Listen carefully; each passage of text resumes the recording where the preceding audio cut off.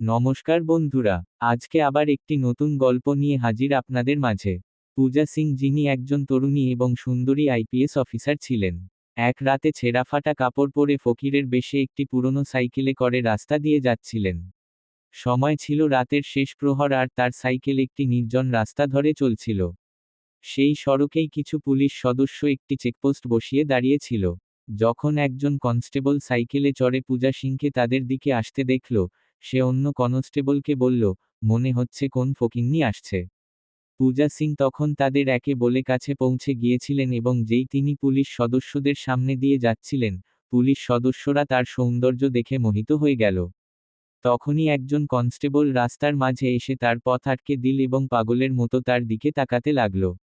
এরই মধ্যে জিপে বসে থাকা ইন্সপেক্টরের নজর যখন পূজা সিংয়ের উপর পড়ল, সে তৎক্ষণাৎ গাড়ি থেকে নেমে এল এবং তাকে আপাদমস্তক খুঁটিয়ে দেখতে লাগল।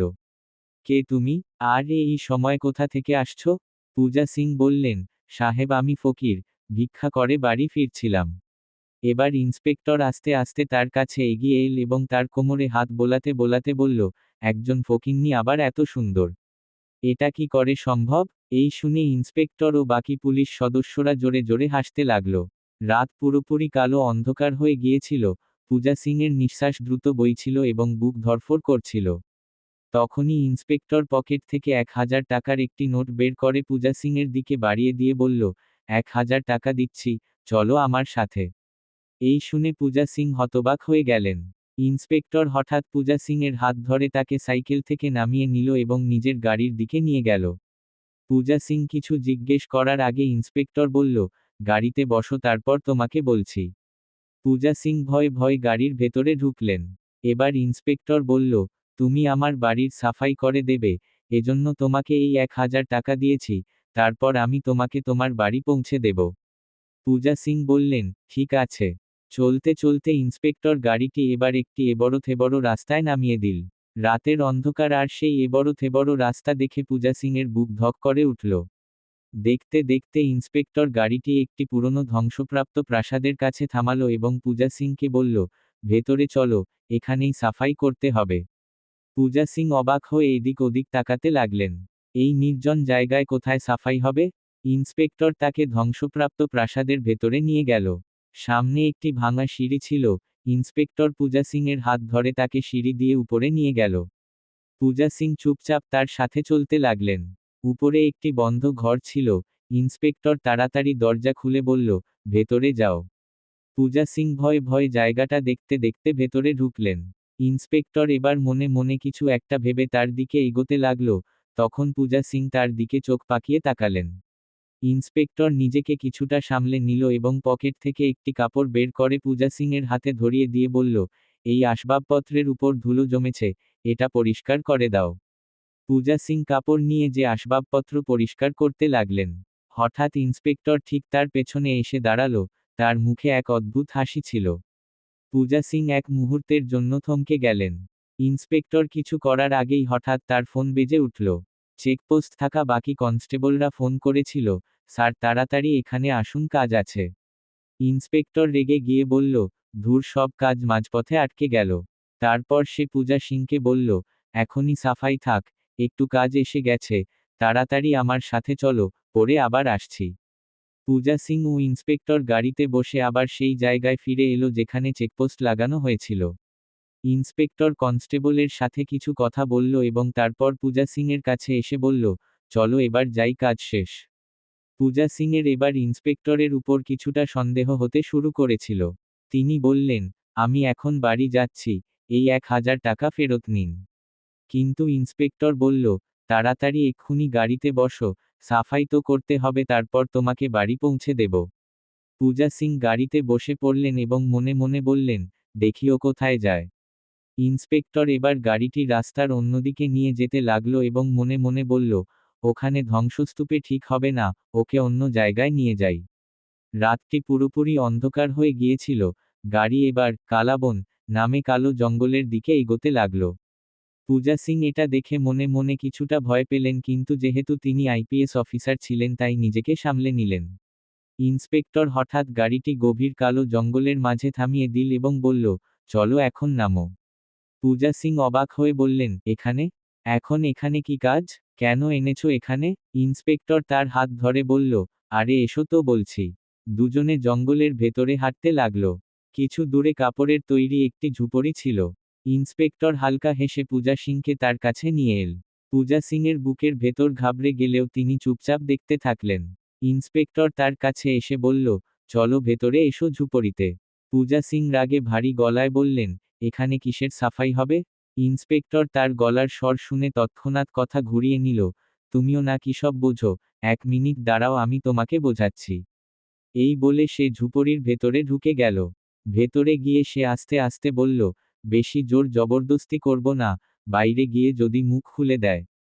কিছুক্ষণ পর ইন্সপেক্টর হাসতে লাগলো আর বলল, ও কি ভাবছে এভাবেই ওকে যেতে দেব? কিছুক্ষণ পর সে বাইরে এল। পূজা সিং অবাক হয়ে তার দিকে তাকাতে লাগলেন, এসব কি হচ্ছে? ইন্সপেক্টর কথা ঘুরিয়ে বলল, খবর পেয়েছিলাম এখানে কোন চোর লুকিয়ে আছে কিন্তু মনে হচ্ছে পালিয়েছে। এবার ইন্সপেক্টর পূজা সিংয়ের কাছে এসে বলল, 1 মিনিট এখানেই দাঁড়াও, নড়বে না, আমি এক্ষুনি আসছি। এবার ইন্সপেক্টর গাড়ির দিকে যেতে লাগলো। পূজা সিং পেছনে থেকে অবাক হয়ে দেখতে থাকলেন যে ঘটনাটা কি। দেখতে দেখতে ইন্সপেক্টর গাড়ি থেকে একটি লাল রঙের পোশাক বের করে আনলো এবং পূজা সিংয়ের হাতে ধরিয়ে দিয়ে বলল, এই পোশাকটা পরে নাও। পূজা সিং হতবাক হয়ে গেলেন যে এই গভীর জঙ্গলের মাঝে তাকে কাপড় বদলাতে কেন বলছে।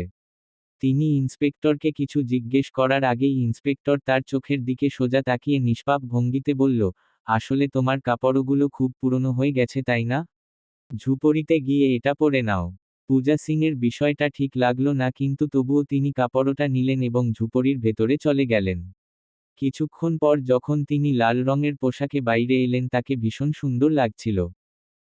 ইন্সপেক্টর যখন তার দিকে তাকালো সে যেন নিজের হুঁশ হারিয়ে ফেলে এবং পাগলের মতো তার দিকে এগোতে লাগলো। যেই সে তার একেবারে কাছে পৌঁছালো পূজা সিং হঠাৎ কেসে উঠলেন। ইন্সপেক্টর সেখানেই থেমে গেল। রাত পুরোপুরি অন্ধকার হয়ে গিয়েছিল এবং পূজা সিংয়ের এই গভীর জঙ্গলের মাঝে এসব ঠিক না লাগায় তিনি তৎক্ষণাৎ সেখান থেকে হেঁটে গাড়ির কাছে এসে দাঁড়ালেন। ইন্সপেক্টর তখনও সেখানে দাঁড়িয়ে তাকে দেখছিল আর মনে মনে বলছিল, এখন কি সুন্দর লাগছে ওকে। তখনই পূজা সিং জোরে বললেন, কাজ শেষ হয়ে গেলে এখন আমরা চলি।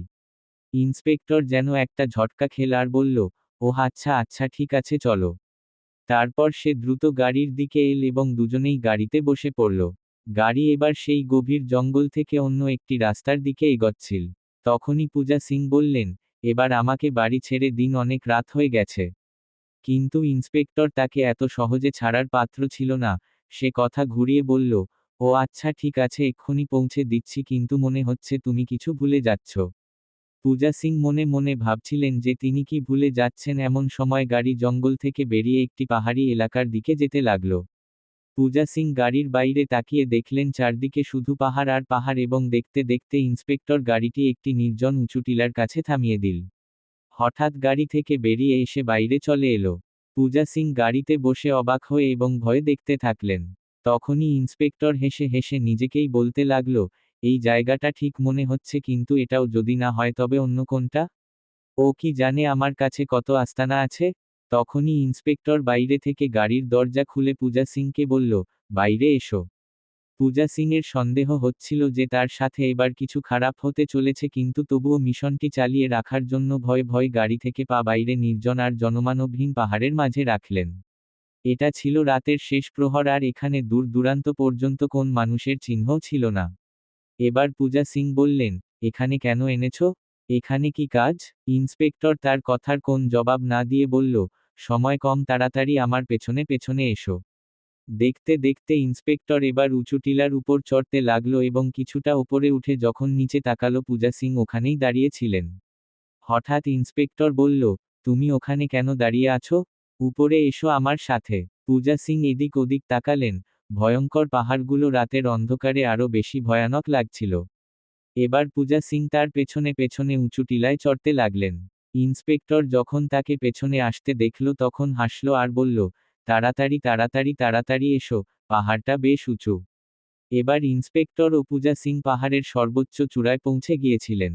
পূজা সিং যেই চূড়ার কিনারে গিয়ে নিচে উকি দিলেন সেখানে হাজার হাজার ফুট গভীর খাদ ছিল। এটা দেখে পূজা সিং কিছুটা ভয় পেয়ে গেলেন। যখন ইন্সপেক্টর পূজা সিংকে কিনারে দাঁড়ানো দেখল সে পেছনে থেকে তার দিকে তাকাতে লাগলো এবং আস্তে আস্তে পা টিপে টিপে তার দিকে এগোতে লাগলো। তার একেবারে কাছে পৌঁছে ইন্সপেক্টর তাকে কোমর থেকে ধরে সামনের দিকে একটা ঝাঁকুনি দিল, ধাক্কা দিয়ে দেব, ধাক্কা দিয়ে দেব। পূজা সিং পুরোপুরি কেঁপে উঠলেন, তার বুক জোরে জোরে ধড়ফড় করতে লাগল। তিনি তৎক্ষণাৎ পেছনে ঘুরলেন এবং রেগে গিয়ে বললেন, পাগল নাকি তুমি? এটা কি ধরনের আচরণ? ইন্সপেক্টর জোরে জোরে হাসতে লাগল, মজা করছিলাম, তুমি তো ভয়ই পেয়ে গেলে। তখনই পূজা সিং কিনার থেকে সরে গিয়ে পাহাড়ের মাঝে একটি পাথরের উপর গিয়ে দাঁড়ালেন। ইন্সপেক্টরও তার পেছনে এসে তার পাশে দাঁড়ালো। পূজা সিং কড়া গলায় বললেন, আমি কি এখন জিজ্ঞেস করতে পারি যে রাতের এই অন্ধকারে এই নির্জন পাহাড়ের উপরে আসার উদ্দেশ্য কি? ইন্সপেক্টর হেসে বলল, উদ্দেশ্য জানতে পারবে, একটু ধৈর্য তো ধরো, এসো আমার সাথে। দেখতে দেখতে এবার ইন্সপেক্টর পাহাড়ের শেষ প্রান্তের দিকে যেতে লাগলো, যেখানে খেজুর পাতা দিয়ে তৈরি একটি ঝুপড়ি ছিল। ঝুপড়ির কাছে পৌঁছে ইন্সপেক্টর পেছনে থেকে পূজা সিংকে আওয়াজ দিল, তাড়াতাড়ি এসো ওদিকে। পূজা সিং ওখানেই দাঁড়িয়ে মনে মনে বললেন, জানি না ইন্সপেক্টরের মনে কি চলছে, কিন্তু আমাকে আমার কাজও তো শেষ করতে হবে। পূজা সিং এবার এই ভয়ঙ্কর ও নির্জন পাহাড়ের ওপর আস্তে আস্তে ঝুপড়ির দিকে এগোতে লাগলেন। রাত পুরোপুরি ছেয়ে গিয়েছিল এবং আকাশও পুরোপুরি কালো হয়ে গিয়েছিল, আর যেই পূজা সিং ঝুপড়ির কাছে পৌঁছালেন ইন্সপেক্টর তার খুব কাছে চলে এলো এবং তার হাত ধরে ধীর গলায় বলতে লাগলো, তুমি কতদিন এই দারিদ্র্যের জীবন কাটাবে? আমার এসব সহ্য হয় না। তুমি এত সুন্দরী আর তরুণী, তোমার তো প্রাসাদে থাকার কথা ছিল। পূজা সিং এবার বুঝতে পারলেন যে ইন্সপেক্টর কি বলতে চাইছে। তিনি আস্তে আস্তে নিজের পা পেছনের দিকে সরাতে লাগলেন আর ইন্সপেক্টর তার চোখের দিকে তাকিয়ে তার দিকে এগোতে লাগল। এবার পূজা সিং পেছনে সরতে সরতে কিনারায় পৌঁছে গিয়ে পাহাড়ের সেই উঁচু চূড়া থেকে নিচে গভীর খাদে পড়ে যাচ্ছিলেন, এমন সময় ইন্সপেক্টর হঠাৎ তার হাত ধরে নিজের দিকে সজোরে টেনে নিল। তিনি ইন্সপেক্টরের বুকের সাথে ধাক্কা খেলেন। ইন্সপেক্টরের মুখে এক অদ্ভুত হাসি ফুটে উঠল আর পূজা সিংয়ের বুক জোরে জোরে ধড়ফড় করতে লাগল। তিনি চোখ বন্ধ করে জোরে জোরে শ্বাস নিচ্ছিলেন, যে যাক, বেঁচে গেলাম। আর ইন্সপেক্টর মনে মনে হাসছিল। তখনই তিনি সোজা হয়ে দাঁড়ালেন, এই জায়গাটা আমার একদম ঠিক লাগছে না, চলো এক্ষুনি যাই। তিনি ঝুপড়ি থেকে বাইরে বেরোতে যাচ্ছিলেন, তখনই ইন্সপেক্টর তার কাছে এসে তার হাত ধরে বলল, 1 মিনিট দাঁড়াও, যে কাজের জন্য আমরা এখানে এসেছিলাম সেটা তো বাকিই রয়ে গেল। পূজা সিং অবাক হয়ে তার দিকে তাকাতে লাগলেন, কি কাজ বাকি আছে? ইন্সপেক্টর বলল, এসো আমার সাথে এসো। এবার ইন্সপেক্টর তাকে সেই পাহাড়ের অন্য রাস্তা দিয়ে নিচে নামিয়ে নিয়ে গেল, যেখানে একটি বেশ গভীর গর্ত করা ছিল। ইন্সপেক্টর এবার গর্তের ভিতরে নামল এবং সেখান থেকে একটি সুটকেস বাইরে নিয়ে এল। পূজা সিং অবাক হয়ে এসব দেখতে থাকলেন। হঠাৎ ইন্সপেক্টর পূজা সিং এর হাত নিজের হাতে নিয়ে বলল, যদি তুমি চাও তবে এই সুটকেস তোমার হতে পারে। তখনই ইন্সপেক্টর সেই সুটকেসটি খুলল, যা টাকায় কানায় কানায় ভরা ছিল। এবার ইন্সপেক্টর হেসে বলল, হ্যাঁ বল, তাহলে এগুলো তোমারও হতে পারে। পূজা সিংয়ের মুখে সামান্য হাসি ফুটে উঠল। তখনই পূজা সিং বললেন, কিন্তু এখন এখান থেকে চলো, পরে কথা বলছি।